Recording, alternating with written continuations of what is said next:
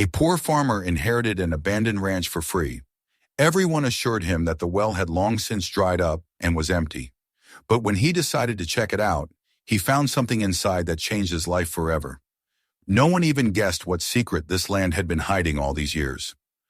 Subscribe and write in the comments which city you are watching us from. The sun was already beginning to fall toward the western horizon when Isaac Johnson reached the ridge that overlooked the property which, on paper, now belonged to him. He drew rein, the tired mare beneath him, breathing heavily from the long ride, and he sat in the saddle for a moment, staring down at the expanse of land. From this distance it looked neither promising nor cursed, just another sweep of dry grassland, broken by clusters of mesquite and a scattering of crooked fence posts. Yet Isaac had already heard enough from the men at the territorial office and from the wary looks of townsfolk in the nearest settlement to know that the earth below him was avoided like plague. They called it a free grant, an abandoned ranch that could be claimed by anyone desperate enough to try. Free land for the taking, but even the poorest of settlers had turned away from it, and that was the only reason it had been left for him. He patted the mare's neck, whispering quiet encouragement, and started her down the slope toward the ranch house. As the distance closed, the details sharpened. The roof sagged under its own weight, several shingles already stripped away by years of desert storms. One shutter dangled loose, slapping gently against the side of the house in the evening wind. Fences leaned, broken by time, their rails scattered in the grass. The barn was little more than a skeleton of charred wood, and there, in the center of it all, stood the well, encircled by a wall of weathered stone, its wooden cap half collapsed, dark as a wound in the earth.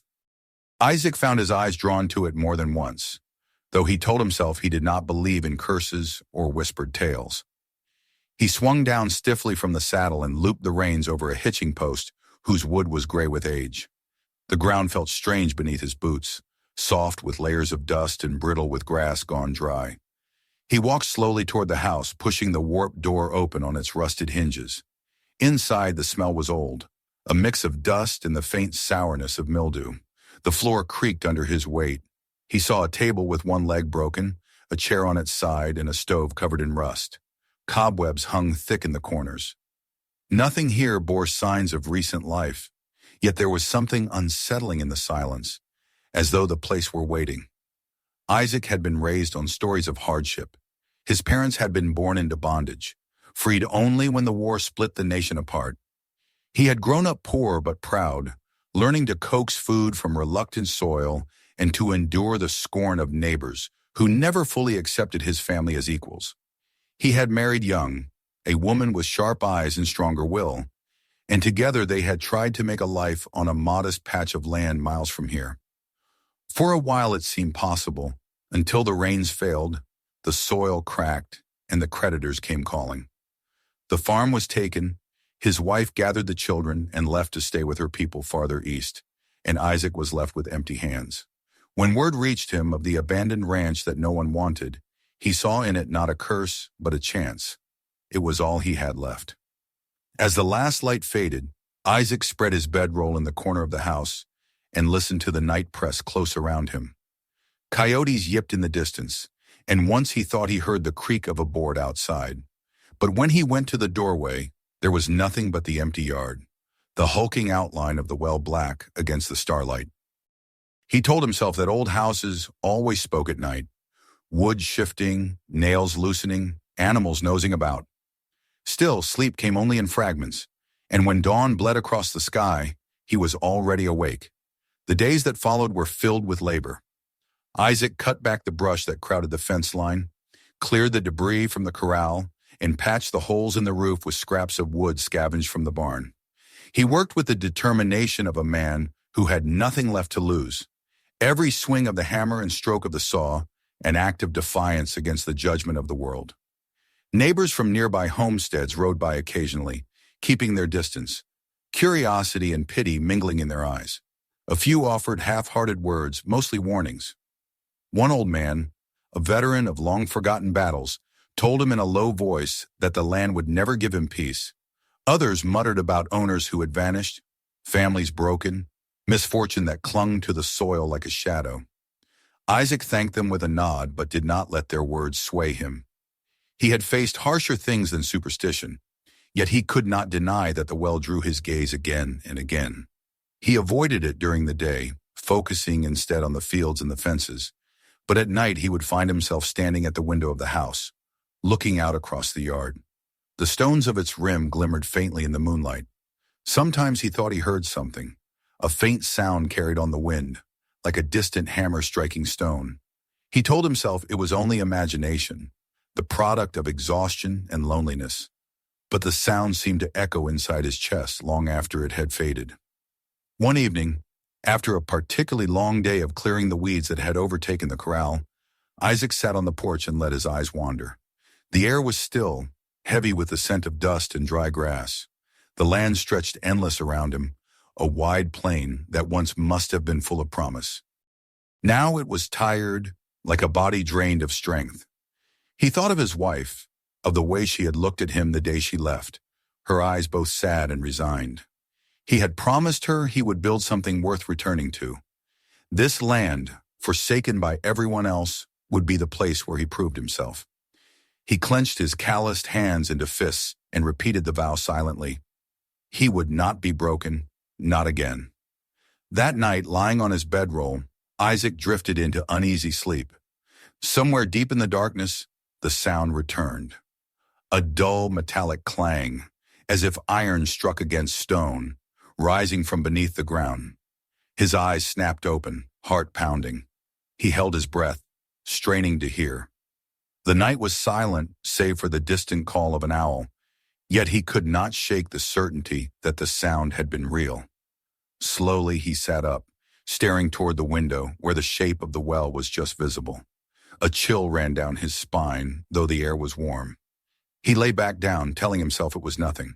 But the vow he had made now seemed heavier, burdened with a new and inexplicable dread.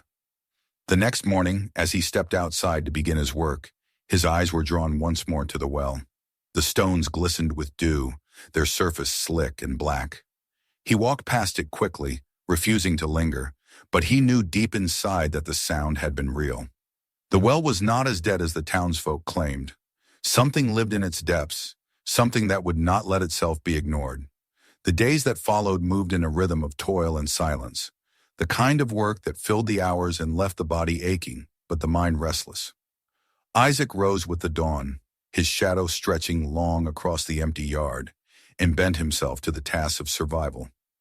He mended the roof with scavenged planks, hammered loose nails into place, cleared brush that had invaded the corral, and cut down the thick weeds that had grown shoulder-high around the barn. His hands grew blistered and raw, his back sore, but each completed chore was a small victory. He told himself that if he could continue like this for weeks, perhaps months, he might finally be able to send for his wife and children. Yet even as he tried to build something solid from ruin, his thoughts circled back to the well like buzzards circling a carcass. It began with little things, oddities that a man might dismiss if he wanted peace of mind. On the third night, while lying on his bedroll listening to the shifting of the old timbers above him, he heard a hollow thud, as if something had dropped from a height. It came from outside, from the direction of the well. He sat up, heart thudding, and strained his ears. Nothing followed. No whisper of footsteps, no call of an animal. Only silence returned. The next morning he walked around the well and saw nothing amiss except that the earth close to the stones looked disturbed, as though something had pressed down lightly into the dust during the night. He crouched and touched the ground, half expecting it to still be warm, but it was cold under his fingertips. Another time he thought he saw a shimmer rise briefly above the rim of the well when the moon was full.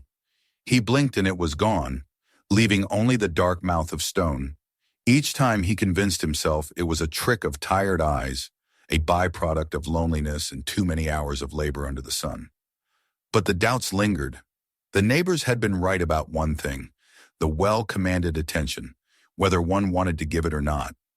By the end of the first week, Isaac could resist no longer. He fashioned a bucket from an old tin pail he found in the barn and tied it to a length of rope strong enough to hold a man. He carried it across the yard one evening as the light dimmed, his stomach knotted, his breath short. He told himself he wanted only to prove there was nothing inside, to put his restless mind to ease. He secured the rope to a post and lowered the bucket slowly into the black throat of the well. The rope rasped over the edge of the stone as the bucket descended, then slackened as if it had touched bottom. Isaac drew it back up, the muscles of his arms straining, and nearly let it fall when he felt how heavy it had become. He dragged it over the rim and set it down at his feet. Inside, instead of dust or pebbles, lay a small lamp made of darkened copper. Its sides were encrusted with green corrosion, its handle twisted, yet the shape was clear, the curve of its body unmistakable. Isaac stared at it for a long moment, unease prickling his skin. He had expected emptiness, perhaps a stone or two, not an object that looked deliberately placed. He lifted it carefully and found it heavier than it should have been. When he shook it lightly, something rattled within. Heart pounding, he carried it into the house and set it on the table. It took him some time to pry open the bottom, the metal stiff with age, but at last it gave way. From inside, he drew out a small bundle wrapped in cloth, blackened with grease and oil. He unrolled it with trembling fingers. Within lay several folded sheets of thick paper, edges worn and stained. He smoothed one open across the table and recognized at once that it was a kind of map or diagram. Strange lines marked tunnels running beneath the land, some branching off, some looping back.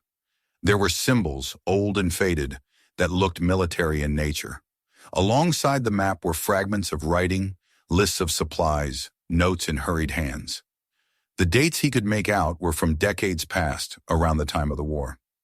Isaac leaned back, rubbing his temples. The land had been fought over, that much he knew, but to hold in his hands proof that men had dug beneath it, had hidden things there, unsettled him more than any talk of curses. He gathered the papers together and hid them beneath a loose floorboard, telling himself he would study them more carefully later. For now, exhaustion weighed on him, and he longed only for sleep. Yet that night sleep would not come. He lay awake, hearing every creak of the timbers, every sigh of wind through the cracks. Once more he heard that faint hammering sound, echoing up from the earth, and he pressed his hands over his ears until it faded. The following morning he noticed more signs. His mare had broken her tether and was sweating as though she had run hard, though the corral gate was still closed. The dog barked at shadows, hackles raised, always turning its head toward the well. When Isaac approached the stones himself, the dog whined and backed away, tail tucked. On the packed earth nearby, he saw boot prints, too fresh to be remnants from the men who had built the place long ago. They circled near the well and vanished toward the edge of the property. He stood staring at them for a long time, his skin crawling. He had not heard horses in the night, nor the jingle of tack or stirrup. Whoever had been there had come and gone in silence. The days turned hotter, the sun pressing down with merciless weight, but Isaac's thoughts remained cold. He tried to throw himself into the work, repairing a stretch of fence, clearing the brush from a corner of the field where he hoped to plant corn, yet every swing of his axe seemed to echo the sound of that hidden hammer. When he paused to drink, he found his eyes drifting to the well, and the papers hidden under the floorboards seemed to pulse in his memory, whispering that he had stumbled onto something greater than he could yet understand. He told himself he should burn them, cast the lamp back into the darkness, and forget what he had seen. But he could not. Curiosity, that dangerous twin of hope, had already taken hold. One evening, when the horizon glowed with the deep red of another scorching sunset, Isaac sat on the porch, staring at the well. He remembered the words of the old veteran in town, the warnings of neighbors, the nervous glances of strangers who passed too close to his property. He wondered if they knew about the papers, if someone had spoken of them, or if their silence came from fear of something else entirely. His heart told him one thing clearly. The land had not been given freely, it had been abandoned. Whatever lay buried here had driven men away before him. Now it had found him instead. When he lay down that night, the sound came again, louder than before.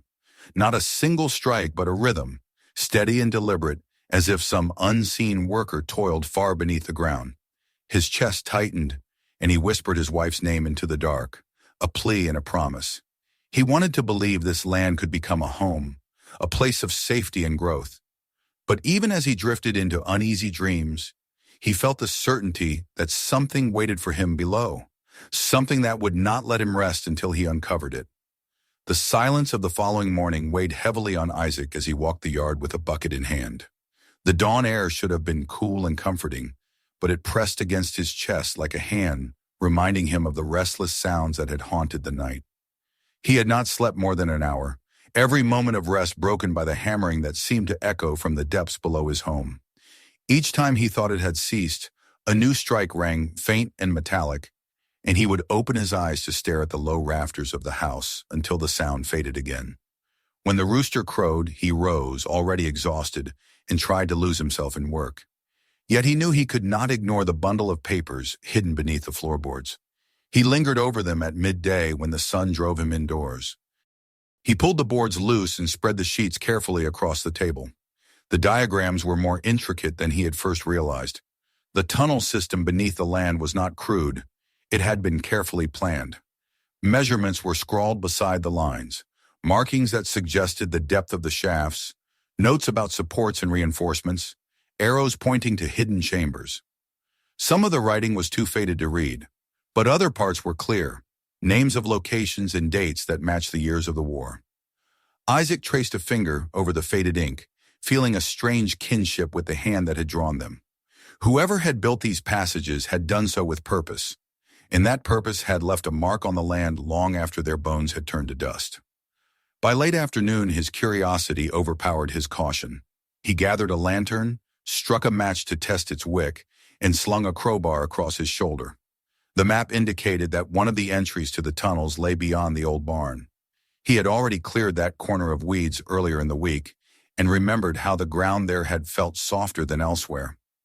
Carrying his tools, he walked slowly to the spot, the dry grass crunching under his boots. The barn loomed above him, its skeleton groaning faintly in the wind, but his eyes were fixed on the earth at its side. He knelt and drove the crowbar into the ground. The soil gave more easily than he expected, crumbling away in clumps. After half an hour of digging, he uncovered the outline of a hatch made of planks swollen with rot. Isaac paused, wiping sweat from his brow, and listened. The world was quiet except for the rasp of cicadas in the trees and the distant caw of a crow. He pressed his hand against the hatch and felt the faintest breath of air seeping from between the boards, cool and stale, smelling of damp stone. He pulled at the handle and the hatch came loose with a groan, opening onto a blackness that seemed to breathe up from the depths. For a long moment he stood staring into the hole, his heart pounding, his mind whispering warnings. But he had not come this far to retreat. He lit his lantern, tested the rope he had brought, and lowered himself into the opening. The descent was short but steep. His boots struck packed earth, and the air closed around him, cooler by many degrees than the heat above. He lifted the lantern high, and its glow revealed walls shored up by old timbers, some rotting, others still sturdy. The tunnel stretched away in both directions, one path sloping downward, the other running level into darkness. Isaac turned toward the level path, his breath sounding loud in his ears. His lantern flame quivered, casting uneasy shadows that seemed to shift as he passed. He kept moving, the crowbar in his free hand, his shoulders tense with expectation. The tunnel bent and then opened into a wider chamber. Here the walls bore marks of picks and shovels, gouges deep in the stone, the labor of many hands. In the corners stood crates collapsed with age, their boards eaten by insects, their contents spilled into heaps of rusted iron and rotted fabric. He crouched and lifted a fragment of leather belt, the buckle still intact, the rest crumbling at his touch. The smell of decay hung heavy, but beneath it was something else, a metallic tang that raised the hairs on his neck. As he moved deeper into the chamber, his lantern light caught on a wall that had been bricked over. Unlike the other rough-hewn surfaces, this one was neat, deliberate, as though someone had sealed away what lay beyond. Isaac ran his hands over the stones, feeling the cool mortar between them. A mark was scratched into the center, faint but deliberate, an arrow pointing downward. He set the lantern on a rock, hefted the crowbar, and began prying. The stones resisted, but age had weakened them, and soon he was able to loosen one, then another. Dust billowed out, stinging his eyes, but he pressed on until the opening gaped wide enough to slip through. Inside lay a cache untouched by the years, wooden boxes stacked in neat rows, their lids marked with faded stencils. Isaac approached, his breath shallow and pried one open. Within, beneath layers of oiled cloth, lay rifles, their barrels gleaming faintly in the lantern light, though coated in dust. He touched one, marveling at the preservation, then quickly closed the lid.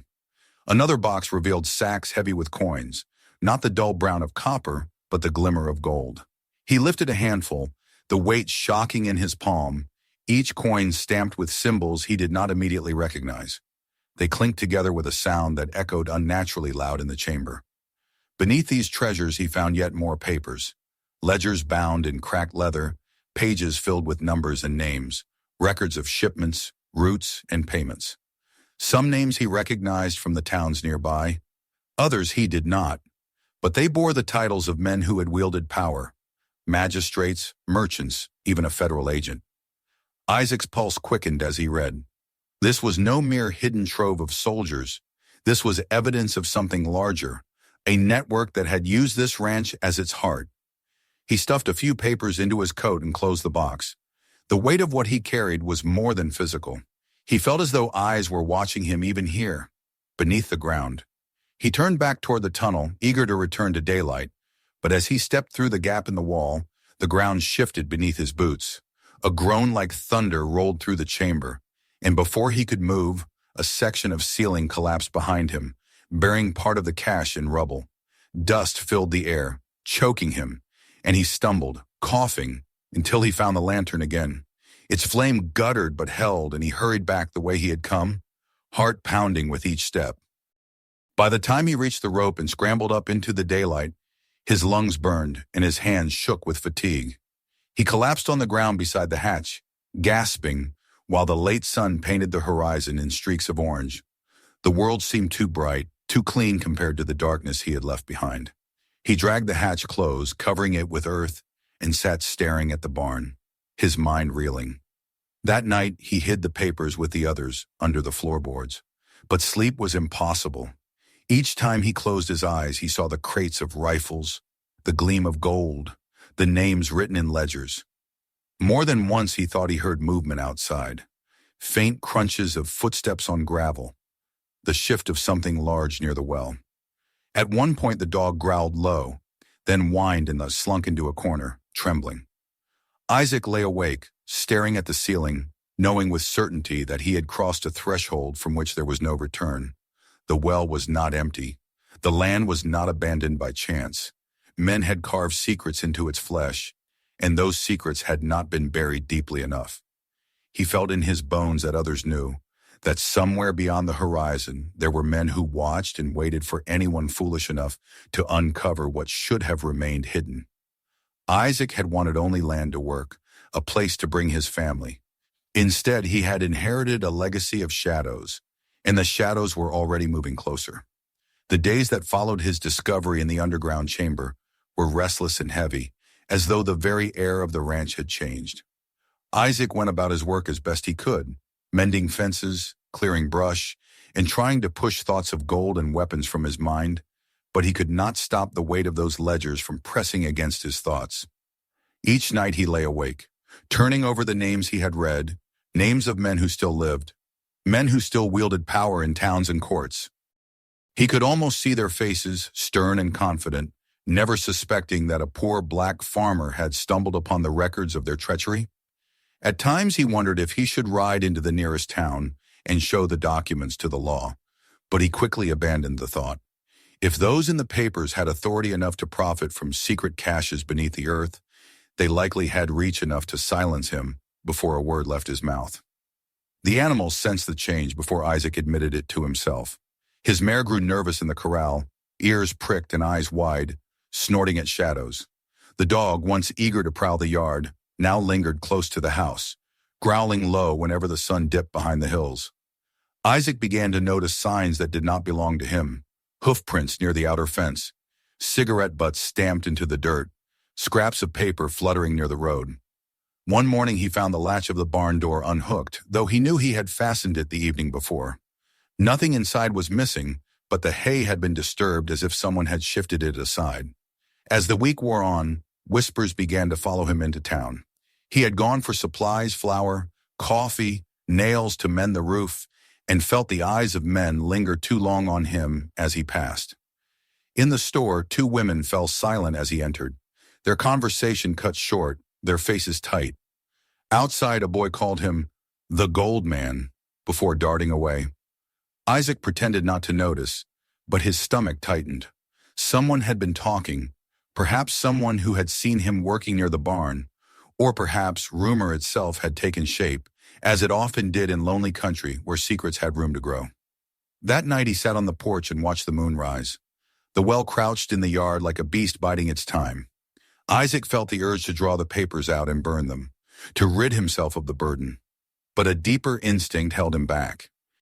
He thought of his wife, of his children far away, and of the chance to clear a future for them. If he destroyed the evidence, the land would still be cursed, and the men who profited from it would still walk free. If he kept it, perhaps there was hope for justice, though the cost pressed against his mind like the blade of a knife. The first encounter came without warning. Near midnight, the dog erupted into furious barking, claws scraping at the door. Isaac leapt from his bed, seized the lantern, and stepped onto the porch. A glow flickered near the well too steady to be moonlight. As he raised the lantern, he caught sight of figures, 3 of them, standing at the rim of the stones. One held a torch low, its light painting their faces in brief glimpses. They turned as one when his lantern shone across the yard. For a moment no one moved, the night itself holding its breath. Then the torch was extinguished, and the figures melted into the darkness. The dog strained at the leash, teeth bared, but Isaac stood rooted until the silence returned. When dawn came, he found fresh boot prints circling the well and leading back toward the hills. The following days tightened around him like a noose. He worked with a rifle slung over his shoulder, eyes flicking to the horizon at the smallest movement.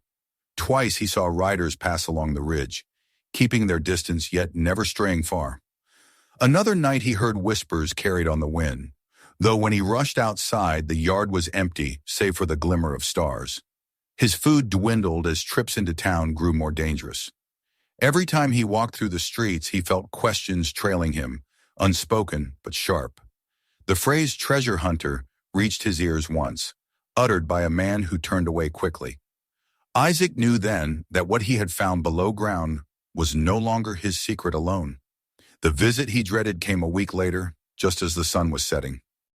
He had been patching the roof when the sound of horses carried across the plain. 3 riders approached, their silhouettes dark against the fire-colored sky. Isaac climbed down slowly, set his hammer aside, and waited. The dog growled low but did not bark, as if it too understood the weight of the moment. The men reined up in the yard, their horses snorting and pawing the ground. One wore a wide-brimmed hat pulled low, another a coat too fine for a ranch hand. The third carried a rifle openly across his lap. The man in the hat spoke first, his voice calm, almost pleasant. He said they had heard Isaac had taken possession of the property, and they had come to offer advice. This was not good land, not fit for planting or raising stock. Better to cut his losses, they told him, and move on before the earth itself turned against him. Isaac stood silent, his hands at his sides, watching their faces. Then the man in the coat leaned forward and said softly that there were things buried here that did not belong to him, things that had cost men their lives before. He suggested Isaac surrender whatever he had found, and perhaps he would be allowed to leave unscathed. The words hung in the air like smoke. Isaac's throat was dry, but he forced himself to meet their gaze. He told them he had claimed the land legally, that he had found nothing of value, and that they had no right to harass him.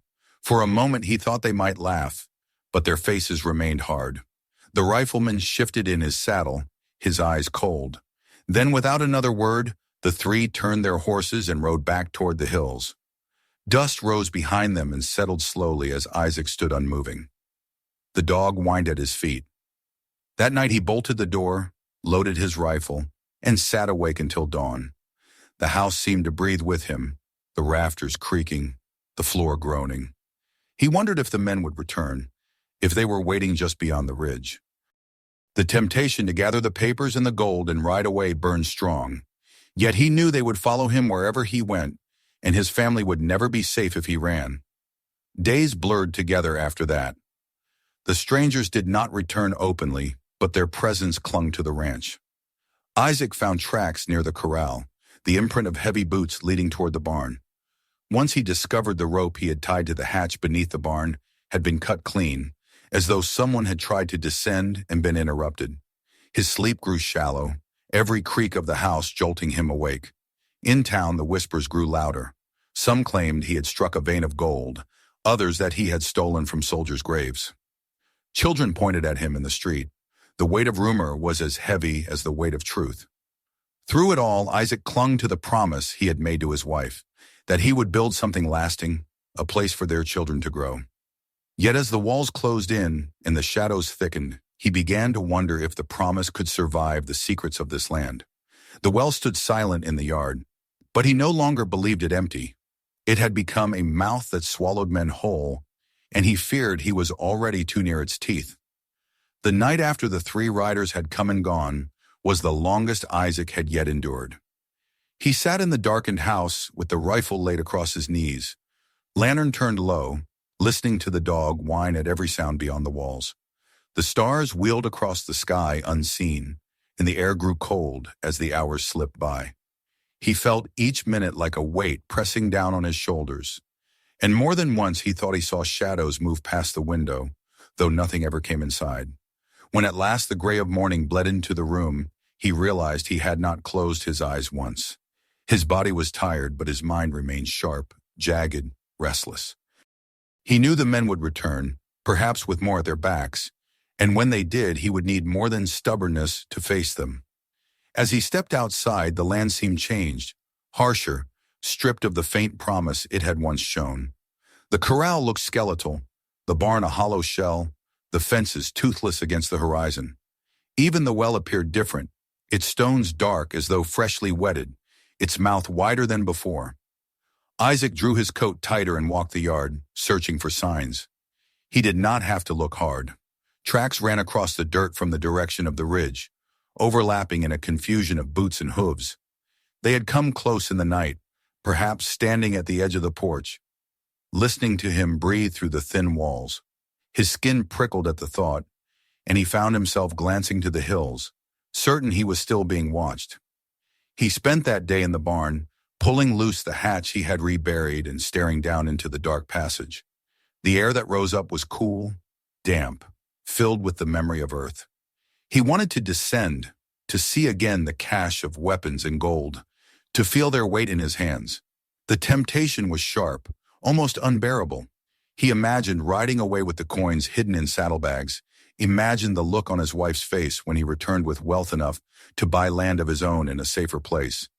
He imagined his children's laughter in a home free of debt.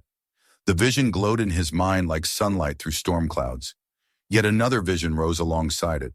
Faceless men following him across plains and towns. Faceless men watching as his family slept. Faceless men striking in the night to silence him as they had silenced others before. He closed the hatch and sat on it, head in his hands. The truth pressed down on him heavier than the soil above. What he had found was no blessing. It was a curse bound in metal and paper, a snare that had claimed lives before and would claim his if he let it. The gold was not wealth but bait, and the ledgers were not opportunity but death warrants. Whoever controlled this land had built their power on fear, and they would never allow a poor farmer to disrupt that order. Isaac understood then that he stood at a crossroads, one path leading to quick ruin, the other to a dangerous chance at justice. That night, as he lay awake again, the decision began to take shape within him. He could not keep the gold. To do so would be to invite certain death. But the papers, the ledgers, the records, the names, those were different.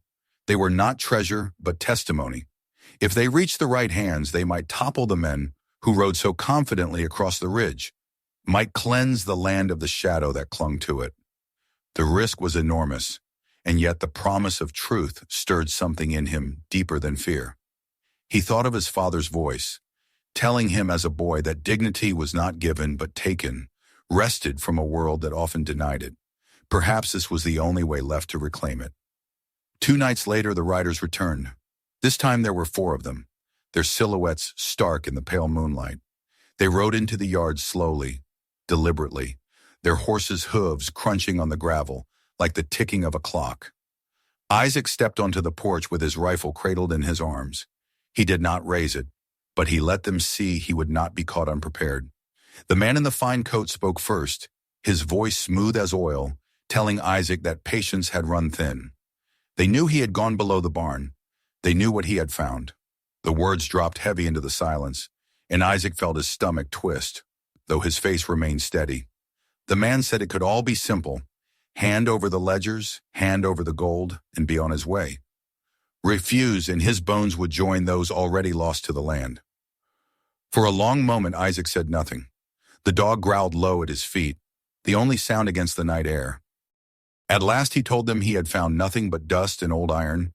He said the land was barren and cursed, just as they claimed, and that he wanted nothing from it but the chance to scratch a living. The lie hung brittle in the air, and the rifleman laughed, a short, harsh sound that carried no humor. He called Isaac a fool, but his eyes glinted with unease. They had no proof, and Isaac clung to that thin shield.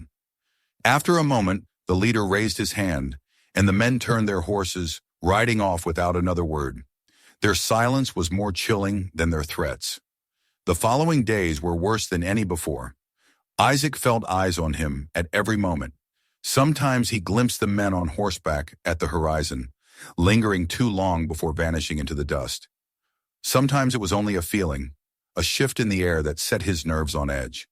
He no longer worked the fields, but instead fortified the house, reinforcing shutters, checking the rifle, counting his limited ammunition. He began to prepare the papers, sorting them, reading them until the names blurred in his vision. Each name was a stone laid upon his heart, proof of corruption that stretched farther than he had imagined. Judges, merchants, agents of the law, all tied to the same hidden chain.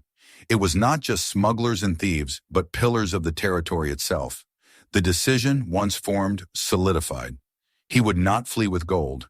He would keep the ledgers, hide them where no rider could find them, and bide his time until he could place them in hands strong enough to act. The danger would grow with each passing day, but the alternative was surrender, and surrender meant death for him and likely for his family, should he ever see them again. As twilight fell one evening, Isaac carried the papers into the house and tucked them deep into a satchel, wrapping them in cloth against moisture. He then pried open another section of floorboards, creating a new hiding place more secret than the first. When the boards were nailed back into place, the room looked untouched, though his heart raced as though he had been in open battle. He whispered a prayer that no eyes had watched him.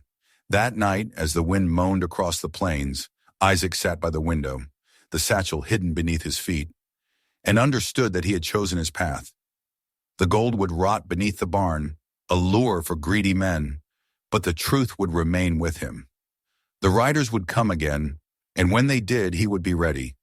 He did not know if he would survive the storm building on the horizon, but he knew at last where he stood. His choice was made, and there would be no turning back. The night was black and heavy with the smell of dust when the storm Isaac had long feared finally broke upon him. The dog's growl began low and steady, vibrating through the floorboards of the house. Isaac sat with the rifle in his hands, the satchel of documents hidden beneath the boards at his feet, and listened to the distant thrum of hooves across the plains.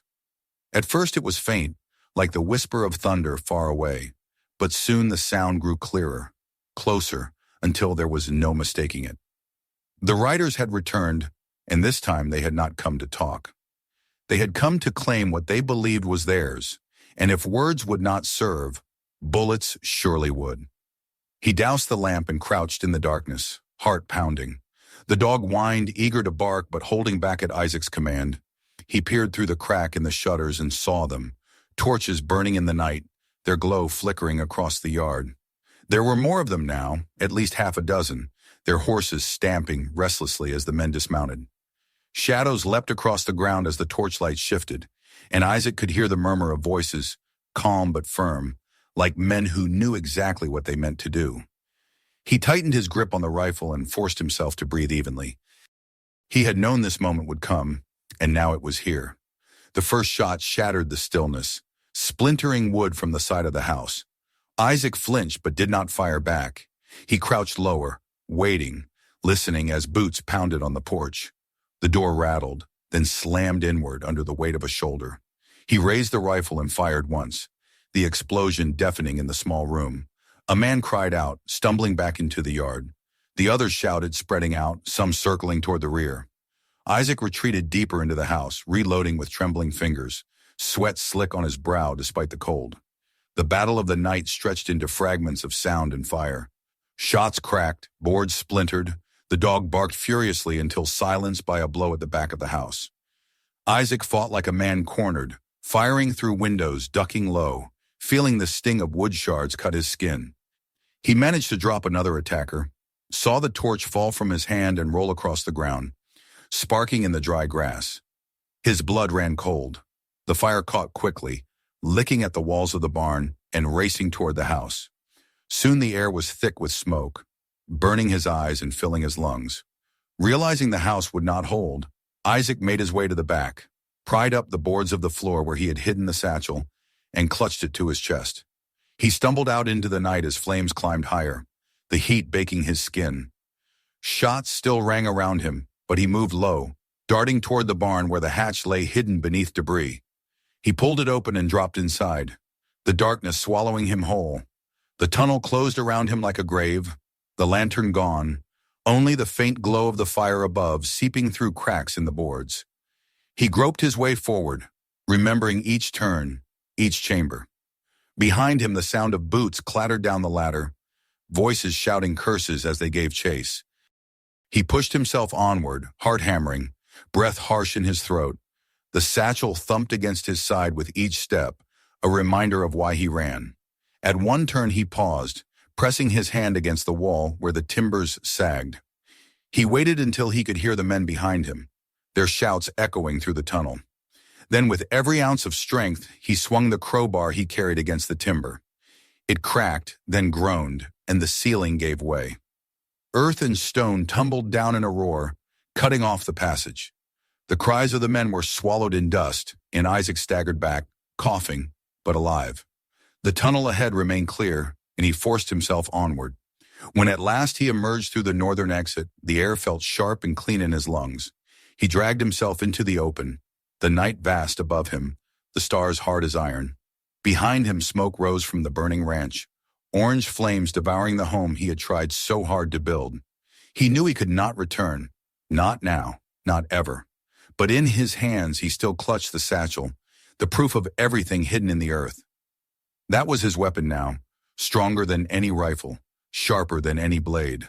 The days that followed were a blur of travel and fear. Isaac rode hard across the plains, avoiding roads, keeping to gullies and washes where riders could not easily follow. Twice he thought he saw men trailing him on the horizon, but each time he pressed onward until the shapes vanished. At night he slept little, the documents pressed beneath his head, dreaming of his children's faces and his wife's steady eyes. He did not stop until he reached the capital, its streets crowded with wagons and soldiers, its buildings looming high above him. There, with trembling hands, he delivered the satchel to men whose authority could not easily be brushed aside. The storm that followed broke swiftly. The papers spoke too clearly to be ignored, too precisely to be denied. Names were called, warrants issued, men once thought untouchable led away in shackles. Judges who had sat in lofty halls were stripped of their robes, merchants were seized, even agents of the federal government found themselves accused. The network unraveled, each thread tugged free by the words Isaac had carried from the depths. The ranch, once a den of shadows, became the key to exposing corruption that had reached across the territory. For Isaac, the aftermath was both blessing and burden. The government recognized his role, granting him ownership of the land and rewarding him with coin enough to start anew. He sent word to his wife, and she returned with the children, their faces weary but alight with hope when they saw him. Together they stood on the ashes of the old house and began again, raising walls from the earth, planting seeds where weeds had grown. The land was not easy, but it was theirs, and with the shadow lifted, it seemed to breathe differently, freer, as though it too had been released. Yet even in peace, the memory of that night lingered. Sometimes Isaac walked to the well and stood over its rim, staring down into the darkness. The stones were cool beneath his hands, the water below reflecting the sky. The golden weapons were gone, claimed by the authorities as evidence, but the weight of their presence still haunted the place. He would listen, straining, half expecting to hear the faint clang of hammer on stone. But the sound never came again. The silence was deep, and in that silence he found a measure of comfort. The true worth of the land was not in the gold buried beneath it, nor in the ledgers that had toppled powerful men. Its worth lay in the chance it had given him to rise from ruin, to reclaim his dignity, to bring his family home. He had faced the shadows and survived, had chosen truth over greed, and though the scars of fear remained, they were the scars of a man who had endured. On quiet evenings, he would sit on the porch of the new house, his children's laughter drifting across the yard, and watch the stars wheel above the plain. The land that everyone had refused was his now, not because of treasure, but because of the courage it had demanded, and that he knew was the only treasure that truly endured. If you enjoyed this story, make sure to hit that subscribe button so you never miss our next tale. Click on the video that's on your screen right now for another gripping story you won't believe. And don't keep this adventure to yourself. Share this video with your friends and family so they can uncover the mystery too.